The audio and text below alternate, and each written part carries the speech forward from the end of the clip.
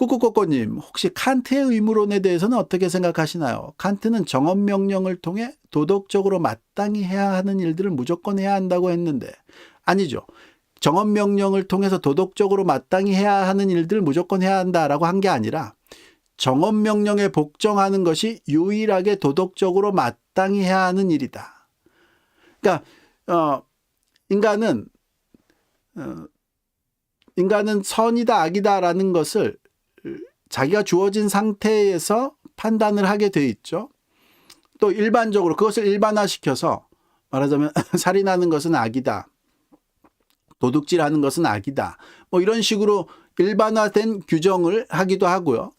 그런데 그렇게 하다 보니까 이걸 도둑질이라고 해야 되느냐 말아야 되느냐, 뭐 이것을 살인이라고 해야 되느냐 말아야 되느냐, 이게 선이냐 저게 선이냐, 뭐 이렇게 선과 악에 대한 의견 갈림이 자꾸 생기고 절대로 무엇이 선이다 악이다라는 규정할 수 없는 것 같으니까 모두가 공통으로 인정할 수밖에 없는 객관적인 도덕을 선이라고 말할 수 있는 것을 만들려고 노력한 게 칸트이죠. 그래서 칸트가 정언명령, 즉 남이 나에게 하기 싫은 것은 나도 남한테 하지 마라 라는 뭐 실버룰이라고 부르기도 하고요.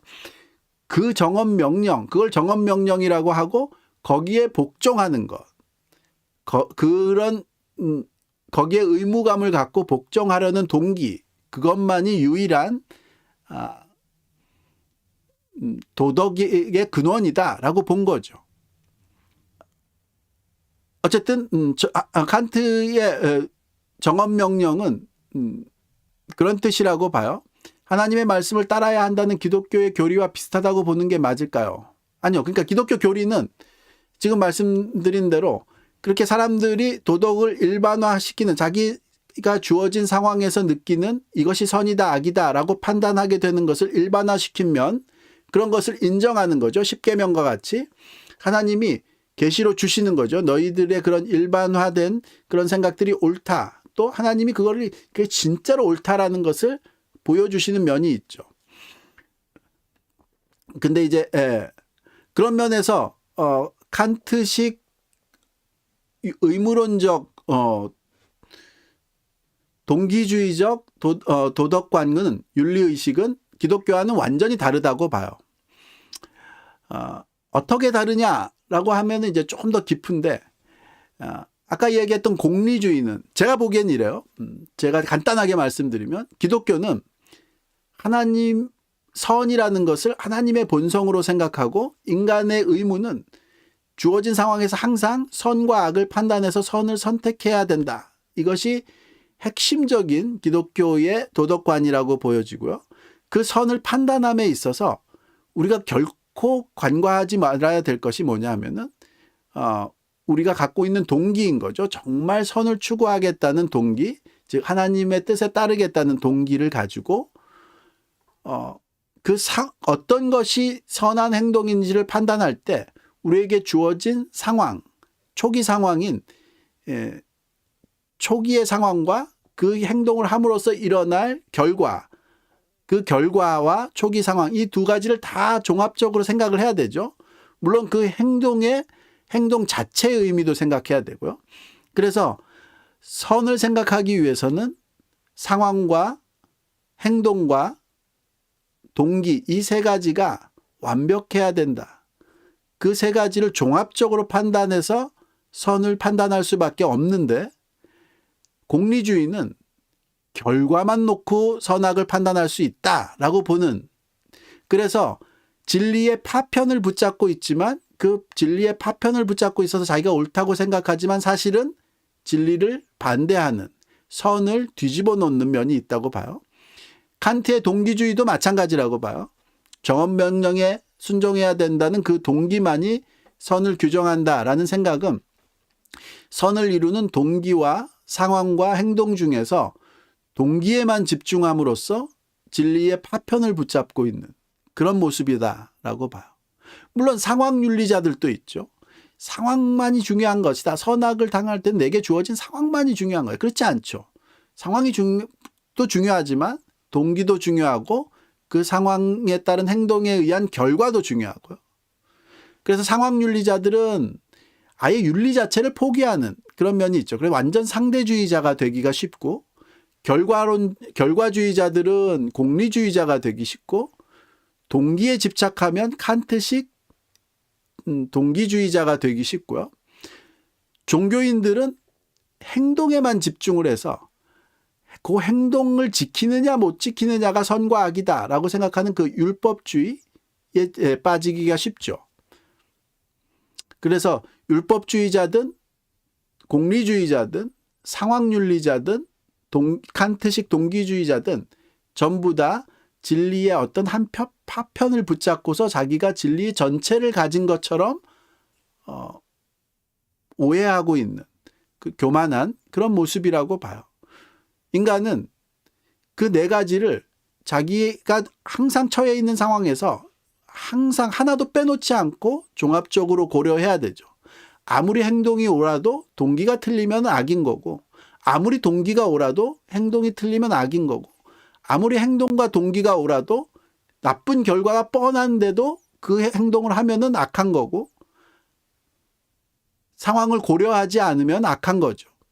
그래서 상황을 고려해서 옳은 동기를 가지고 옳은 결과가 나올 것을 최대한 그런 행동을 최대한 추구하는 그런 모습이어야 되는 수밖에 없는 거죠.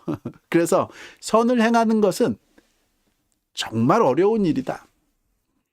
정말로 선한 모습을 추구하다 보면 인간은 자신이 죄인이라는 것을 인정할 수밖에 없게 된다고 봐요. 하여튼 꾸꾸꼬꼬님의 질문은 굉장히 중요한 질문이라고 봐요. 저도요. 그래서 선악을 어떻게 우리가 판단해 갈 것이냐. 기독교가 하나님이 원하시는 정말 인간의 삶의 모습은 어떤 모습이 좋은 모습이냐. 이것을 질문하시고 계신 거라고 봐요. 근데 사람들이 역사적으로 공리주의자들도 생겨나고 칸트식 그런 동기주의자들도 생겨나고 과거에는 대부분의 행동주의자, 율법주의자들이 판을 쳤죠. 지금 이제 완전히 현대에 와서는 다들 상황윤리, 상대주의자. 이렇게 보면 이런 상황에서는 똑같은 행동도 이것이 선이고 이것이 악이다. 궁극적으로 선과 악은 존재하지 않는다. 뭐 이런 상황윤리, 포스트마던적 상황윤리주의자가 이제 완전히 판을 치는 그런 세상이 됐는데 그 모두가 한마디로 악인 거죠. 자기가 선하다고 믿고 있는 악. 자기는 선의 파편을 붙잡고 선의 전부를 본 거인 것 마냥 오해하고 교만한 그런 악이라고 봐요. 진우킴님, 현대에 와서는 칸트의 사상도 구식으로 받아들여지나요? 아니면 클래식으로 받아들여지는지 궁금합니다. 적어도 한국과 미국에서요. 말하자면 이제 공리주의 또는 칸트주의 뭐 이런 것들이 이제 클래시컬한 대표적인 계몽주의 사상, 윤리 사상에서 이제 클래시컬한 사상들인 거죠. 고대의 고전적 생각으로는 플라톤식 사상이라든지 아리스토텔레스식 덕 사상인 거죠. 덕의 윤리라고 보통 많이 부르고요. 가장 기독교적인 인간이 만들어낸 윤리 사상 중에서 가장 기독교적인 요소라면 덕 사상이라고 봐요. 동양과 서양이 공통으로 가지고 있죠. 인간은 도덕적인 인간이 되기 위해선 인간은 덕을 키워야 된다. 그 덕이라는 것이 내게 주어진 상황에서 옳은 동기를 가지고 올바른 결과를 만들어낼 수 있는 그 행동을 잘 파악하고 그 행동을 몸에 익히는 습관인 거죠. 그러니까 덕이라는 것은 그런 옳은 행동이 상황에 맞는 옳은 행동이 몸에 잘 익어 있는 상태. 그래서 억지로 하는 것이 아니라 자기의 자연스러운 행동이 옳은 행동이 되는 그런 사람을 덕 있는 사람. 영어로는 virtue 이렇게 부르고 동양에서는 덕 이렇게 부르죠. 그런 덕 사상이 가장 오히려 기독교적인 생각과 잘 맞아떨어진다고 봐요. 근데 이제 그런 덕 사상이 인간이 자신의 노력으로 완전한 덕에 이를 수 있다.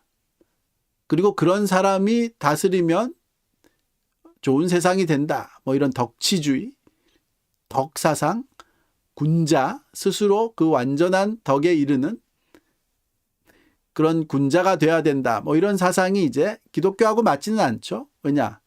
인간이 스스로 그런 완전한 덕에 이를 수 있는 사람이 없다라고 보는 게 기독교인인 거죠. 그래서 하나님을 의지할 수밖에 없고 하나님을 믿을 수밖에 없고, 그래서 우리가 하나님을 믿고 우리를 위해서 대신 죽으신 예수의 사랑을 받아들이면 언젠가 우리가 그런 완전한 덕에 이른 모습, 즉 선 안에서 자유로운 그런 덕에 이른 모습의 사람으로 변환이 될 것이다. 즉 죄로부터 구원받는 사람이 될 것이다. 이렇게 믿는 게 기독교 메시지인 거고요. 아리스토텔레스라든지 동양의 공자라든지 하는 사람들은 그걸 너 힘으로 스스로 이루어내야 된다. 훈련을 반복해서 습관화해서 완전한 군자가 되도록 스스로 노력해서 이루어내라. 이런 메시지였던 거죠.